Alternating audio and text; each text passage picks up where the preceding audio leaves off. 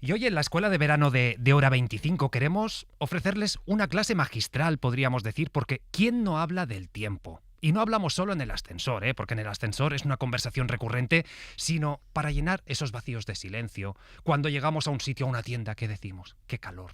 Del tiempo hablamos todos, pero a veces conocemos poco. Y por eso hemos invitado a Mar Gómez. ¿Qué tal? Buenas noches. ¿Qué tal? Buenas noches. Ella es meteoróloga del tiempo, es doctora en física. ¿El tiempo está más loco o es una percepción nuestra? Bueno, a ver, depende del momento del año que lo miremos. El tiempo puede estar más o menos loco con respecto a otras épocas del año. La primavera yo creo que es uno de los momentos en los que hablamos de que el tiempo está muy loco porque es una época de mucha inestabilidad, pero es cierto que estamos viviendo un momento de muchos fenómenos meteorológicos muy extremos. Antes teníamos tormentas, ahora son más severas. Ahora tenemos olas de calor que son más intensas, más largas, más frecuentes que las que teníamos cuando éramos más pequeños.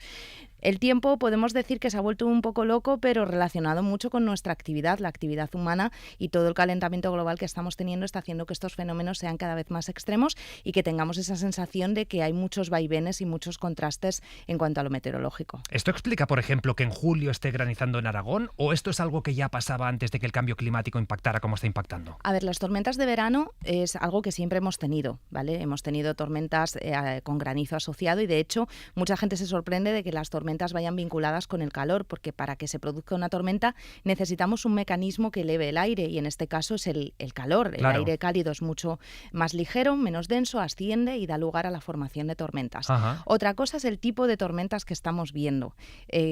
Tormentas en verano siempre ha habido, pero ahora tenemos tormentas con un fenómeno asociado mucho más intenso, que es la descarga de agua, que cae en muy poquito tiempo una gran cantidad de agua, y un pedrisco mucho más grande del que teníamos anteriormente. Vale. O sea que tormentas ha habido siempre, pero ahora son más extremas, por así decirlo. ¿Y esto va a ir a más? Pues posiblemente, porque en la medida que tenemos más calor en nuestra atmósfera, tenemos más vapor de agua. Eso significa que hay más humedad, más disponibilidad para que se formen nubes más poderosas, para que haya más precipitación y para que esas lluvias sean más intensas. Y además tenemos un Mediterráneo muy cálido. Este verano pues hemos registrado anomalías de más de 7 grados en algunos puntos, que es una barbaridad. 7 grados por encima de la 7 media. grados por encima de la media, que es algo pues prácticamente que no tiene precedentes en zonas de la costa francesa. En nuestras costas hemos registrado temperaturas de más de 30 grados en el agua, que es una temperatura muy elevada, y esto también contribuye a que esas tormentas sean mucho más severas en esta zona, porque digamos que el Mediterráneo es como una olla a presión en la que tenemos ese calor que cuando entra un poquito de aire frío en altura se crea un perfil muy inestable y se generan esas tormentas tan severas que descargan esas cantidades de agua. Alguien puede decir, bueno, eso quiere decir que no habrá sequía, como la que se ha vivido recientemente en puntos de España. Pues eso es un error, porque normalmente estas cantidades de agua descargan pues una gran cantidad en muy poquito tiempo, pero de forma muy local. Es decir, no tiene por qué caer en el embalse, donde nos viene bien que se recolecte ese agua. Es verdad que en los anteriores meses hemos recogido mucha agua y nuestros embalses están en una buena reserva hídrica en comparación con otros años, porque ha llovido mucho a comienzos de este año y con unas lluvias muy generosas en forma de borrascas que nos han ido repartiendo precipitación. Pero las lluvias asociadas a tormentas muy locales o a una dana que descargan grandes cantidades de agua en muy poquito tiempo no suelen ser beneficiosas, primero porque provocan daños, segundo porque no caen en el embalse de turno y tercero porque suelen dañar los cultivos, la agricultura. Claro. Viene asociado con granizo, con muchísima agua que el suelo no es capaz de drenar, entonces estas lluvias no suelen ser beneficiosas. Lo que nosotros necesitamos para tener unos embalses en buen estado es lo que ha pasado, borrascas que vayan barriendo todo el país de forma gradual y que vayan llenando esos embalses. ¿A ti te sigue sorprendiendo algún fenómeno meteorológico? Bueno, a mí me sigue sorprendiendo muchas cosas porque la virulencia con la que estamos viendo que se están produciendo determinados fenómenos nos está sorprendiendo también a los meteorólogos. Por La ejemplo, virulencia, ¿no el tipo? no el tipo, o sea, danas hemos tenido, antiguamente se llamaban gotas frías, las hemos tenido en nuestro país siempre, y esto siempre lo recalco, ahora hemos cambiado el nombre. Simplemente no porque el fenómeno haya cambiado, sino porque se vulgarizó mucho ese término. Se usaba gota fría para todo. Cada vez que caían 4 gotas, viene una gota fría. Entonces se dejó de darle importancia. Se cambió ese término a un término mucho más estricto Es en marketing, meteorología. por lo tanto, esto. Es para que realmente cale más en la sociedad y Ya. se tenga más en cuenta. Una dana por sí sola no tiene por qué provocar daños. Necesita una serie de ingredientes a su alrededor, como puede ser un Mediterráneo más cálido, como puede ser una orografía determinada que hace que las tormentas se queden muy estáticas en una zona, y también influye la mala planificación contaminación urbanística que tenemos del territorio en muchas zonas de nuestro país, casas construidas muy cerca de barrancos o de cauces de ríos que pueden provocar graves daños. Pero independientemente sí que hemos visto intensificación de ciertos fenómenos, huracanes, por ejemplo, al otro lado del Atlántico, que se intensifican en cuestión de 24 horas y que alcanzan categoría 5. Eso era algo que no habíamos visto antes, por ejemplo, ¿no? Y vamos a ver más de este tipo, eso, huracanes, tornados, ¿todo eso en España va a ser más habitual, por decirlo así? Los huracanes es difícil que lleguen a impactar en España. Sí que hemos visto que giran en medio del Atlántico, pero pierden sus características tropicales porque ascienden de latitud y ya no pueden mantener esa forma. Pero sí que en los últimos años han llegado a acercarse como ciclones posttropicales, con un cierto impacto también en nuestras costas. Tornados y mangas marinas hemos tenido también en los últimos años. Van asociados a esas tormentas tan severas que suelen producirse a consecuencia precisamente de ese desarrollo tormentoso tan sumamente poderoso que estamos viendo. Y sobre todo esas lluvias torrenciales, que yo creo que son de lo que más preocupa junto con las olas de calor, porque van muy vinculados con la mortalidad de las personas, eso sí que vamos a ver más. En España tenemos una tendencia a evolucionar a un futuro más seco, pero cuando se produzcan precipitaciones, esas tendrán un carácter mucho más torrencial. Y lo estamos viendo. Hemos tenido ejemplos, desafortunadamente, hace muy poquito y también este fin de semana, de esas lluvias tan sumamente intensas. Y olas de calor, pues calor en verano siempre ha hecho, ahora tenemos mucho más calor y esas olas de calor duran más en el tiempo. Yo recuerdo cuando era pequeña que había días puntuales que alcanzábamos los 38, los 40 grados. Que era el día de más calor del verano. Era el día de más calor. Ahora eso ya es un habitual en nuestro verano. Es algo que siempre ocurre y llegamos a alcanzar temperaturas en España de más de 45 grados localmente y de forma más recurrente. Las noches tropicales, cuando éramos pequeños, yo creo que lo recordarás tú también, por las noches se podía más o menos descansar. Un poquito de ventana abierta y tan tranquilos. Llegaba agosto y ya incluso refrescaba. Ahora tenemos muchísimas noches tropicales, se han triplicado desde los años 60. Noches tropicales quiere decir que la mínima no baja de los 20 grados, o sea que a medianoche puedes tener unos 30 grados, que no es nada apacible para dormir. Entonces todo esto hace que se cree un clima en España bastante desapacible, sobre todo en los meses de verano, que es un verano además que se está alargando, que se está comiendo la primavera y se está comiendo el otoño, las interestaciones. ¿Esto debe afectar a la biodiversidad, a la agricultura que decíamos antes? Sí, por supuesto. Pues imagínate un Mediterráneo entre 6 y 7 grados más cálido. Olas de calor marinas afectan a toda la fauna que tenemos ahí, a la pesca, a los alimentos, al precio de los alimentos también, porque muchos animalitos se pueden ir a otras zonas. No solo el Mediterráneo, el Cantábrico Oriental lo hemos tenido entre 4 y 5 grados también más cálido de lo habitual. Y por supuesto, pues a las praderas de Posidonia, que es una de las cosas más bonitas y más únicas que tenemos en España, en el Mediterráneo, y que con una temperatura tan elevada pues empiezan a perder crecimiento y a morir. Biodiversidad en el mar y biodiversidad también en la tierra, porque también nuestros animales sufren estos eventos extremos, tanto en precipitación como en olas de calor. Esto se nota en su comportamiento, supongo. Sí, pues en general como las personas, ¿no? Al final más calor, más apatía, más desánimo, descansamos peor. Esto no es mito, ¿eh? No. Es decir, el tiempo nos afecta al estado de ánimo. Sí, sí, sí. De hecho, yo escribí un libro precisamente sobre esto que se llama Meteorosensibles, porque mucha gente, incluida yo, experimentamos cambios en nuestro estado físico o de salud mental cuando cambia el tiempo. Y me propuse averiguar si realmente era una percepción que teníamos nosotros o era algo real. Y por supuesto que es real, hay cientos de estudios científicos que detallan esa relación que existe entre los cambios de tiempo y nuestro estado físico y mental. Lo más llamativo es lo mental, porque yo creo que el calor, por ejemplo, asociamos rápidamente que nos puede dar un golpe de calor, que podemos deshidratarnos, con el viento pues que podemos tener más dolores de cabeza. Quizás esto es mucho más obvio, pero la parte mental sí que pasa un poco más desapercibida. Y por dar algunas pinceladas, pues con el calor se desata más la agresividad en personas que ya tengan una predisposición, es decir, no es que todos ahora nos pongamos súper agresivos, pero sí que podemos estar un poquito más enfadados, muy vinculado con la producción de serotonina y el descanso por las noches. Incluso hay una vinculación con las tasas de criminalidad, con el calor muy intenso, va vinculado también. Puede haber más crímenes con más calor. Luego, con respecto al viento, por ejemplo, además de producir dolores de cabeza, cefaleas, insomnio, incluso va vinculado con trastornos de ansiedad y de depresión, también hay una vinculación de un tipo de viento muy concreto que se produce en regiones montañosas, que es el viento Foehn, en un efecto que se llama en meteorología efecto Foehn, que es un viento racheado, muy reseco y con una carga eléctrica del aire muy concreta y que va vinculado también incluso con las tasas de suicidio. O sea que el tiempo nos afecta. Yo siempre digo que al final todo lo que nos rodea a nosotros es un océano de aire. No notamos que pesa, pero pesa mucho, más o menos 200 kilos sobre nuestras cabezas, lo que pasa que se distribuye a través de todo nuestro cuerpo, y en ese océano de aire en el que estamos se producen muchos cambios. Al final, de una forma u otra, nos pueden afectar. No le afecta a todo el mundo, los cambios de tiempo, depende del grado de sensibilidad que tú tengas, pero bueno, estas personas pues las llamamos meteorosensibles. Yo me incluyo, soy súper meteorosensible. ¿Y hay gente con fobia a fenómenos meteorológicos? Sí, pues a prácticamente todos hay nombres de todo tipo de fobias, a los tornados, a las nubes, a la niebla, a los huracanes. ¿A las nubes? A las nubes, sí. ¿A verlas, a tenerlas? A verlas, a solo observarlas en el cielo, a la radiación solar, a la precipitación, pluviofobia, a cualquier tipo de fenómeno atmosférico, al frío, al calor. Pero esto debe ser difícil de tratar. Muy difícil. Porque tengo fobia a subirme a un avión, no me subo a un avión, pero tengo fobia a las nubes o a la lluvia. Pues muy difícil, porque yo no conozco a nadie, solo conozco a una persona con fobia al frío. Vale. No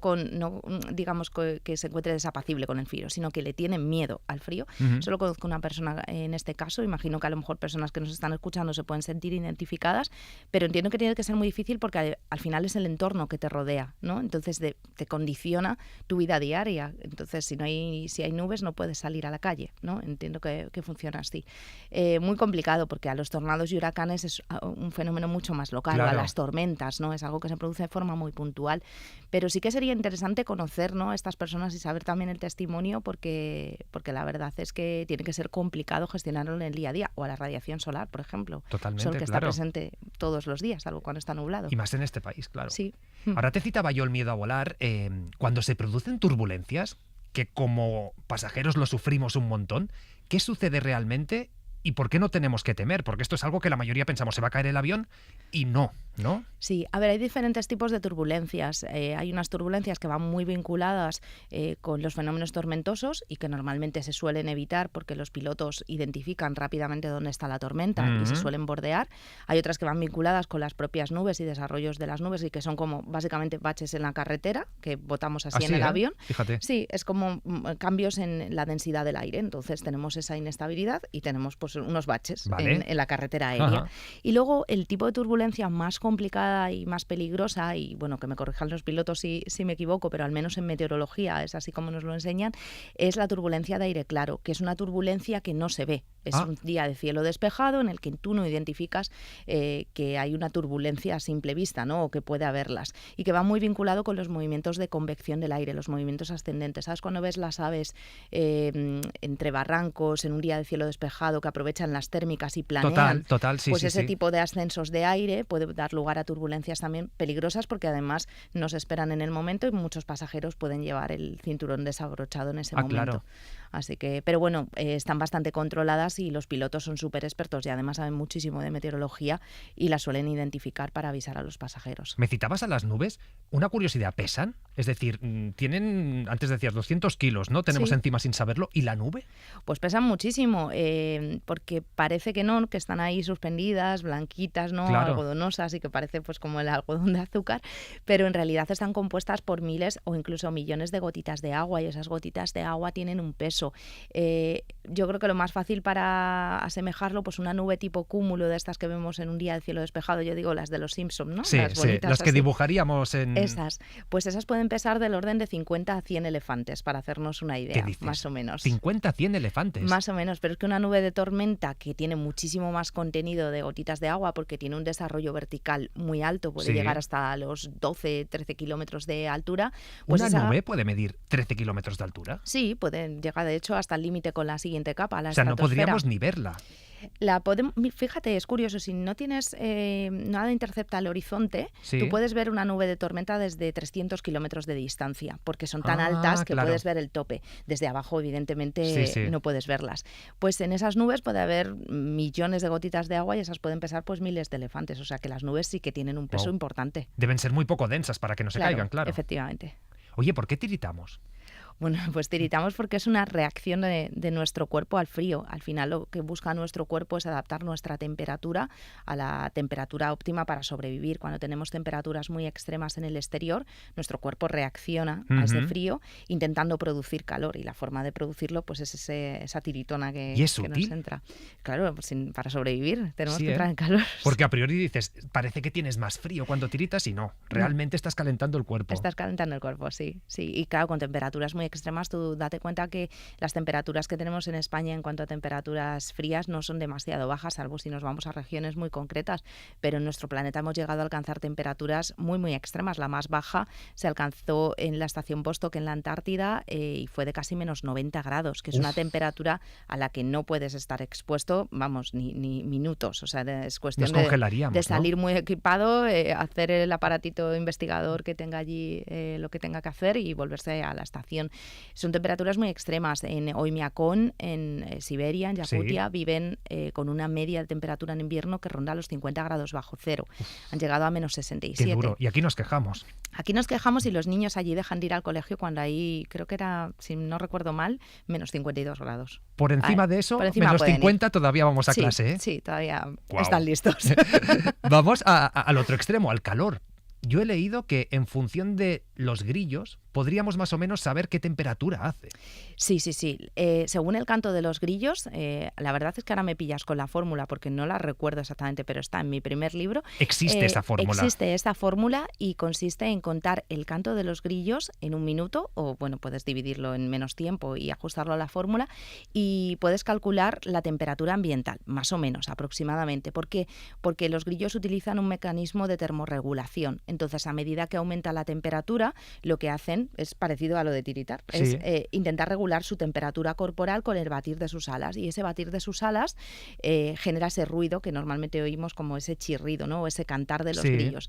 Hay que tener paciencia porque en días de mucho calor va súper, O súper sea, rápido. cuesta contar, ¿eh? Necesitas Cuesta- un... Necesitas como lo de las azafatas para Total, contar los clic, clic, pasajeros. clic, clic, clic, clic. Pero con eso puedes calcular la temperatura ambiental. Hemos hablado de frío, de calor, la lluvia. ¿Por qué llueve como llueve cuando caen las precipitaciones? Bueno, a ver, para que se genere precipitación lo que necesitamos es que se forme una nube, y para que se forme una nube necesitamos que haya un ascenso de aire hacia arriba y que tengamos humedad disponible para que el vapor de agua se condense. A medida que el Vale. aire empieza a ascender, se encuentra con aire más frío en las capas más altas de la atmósfera, el vapor de agua se empieza a condensar, como cuando salimos de la ducha, en gotitas de agua, y empieza a formar la nube. Cuando ya hay mucho contenido de gotitas de agua, esa gravedad, ¿no?, ejerce su influencia, Sí. pesa mucho y empieza a caer la precipitación. Eso Vale. es una lluvia normal.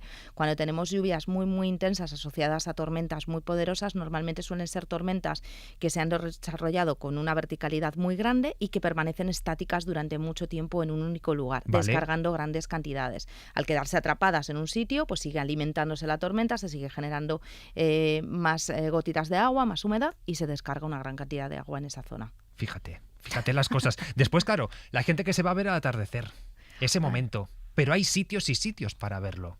¿De qué depende que sea más bonito o no tan bonito?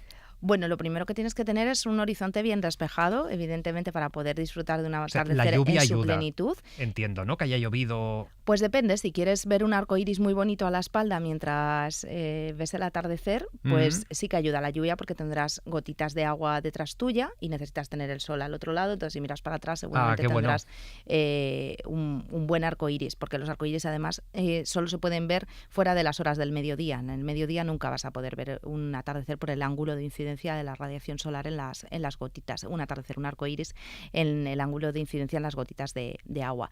Pero atardecer, pues un atardecer maravilloso, pues sería de cielo despejado. Bueno, ahora te voy a rebatir mi propia afirmación. Así, ¿eh? Te vas a Me voy a autorrebatir, autoenmendar. pero bueno, digamos que de cielo despejado si quieres ver en su plenitud el sol, con un horizonte limpio. Si tienes el mar, pues queda mucho más espectacular porque se forma ese camino dorado tan bonito que se crea sobre el océano, sobre el mar. Pero ojo, porque a veces si tienes nubes de tipo alto, Sí. esas nubes se tornan rosas o púrpuras. Ay, sí, eso Por es eso me precioso. autocorrijo, porque esos atardeceres son muy, muy bonitos. ¿Algún punto en España que tú digas, yo oyentes les recomiendo irse No sé si esta playa, decías el mar. Pues mira, yo hay 2 sitios de España que me gustan mucho, pero claro, esto siempre es muy arriesgado decirlo porque la gente luego se enfada. Claro. Yo son los sitios que a mí Se me masifica gustan. y se enfadan. Claro, a mí me gustan pues porque he ido bastante y voy bastante y los disfruto. Y una es toda la costa gallega, porque tienes todo el océano Atlántico Claro. para poder disfrutar de esa puesta de sol.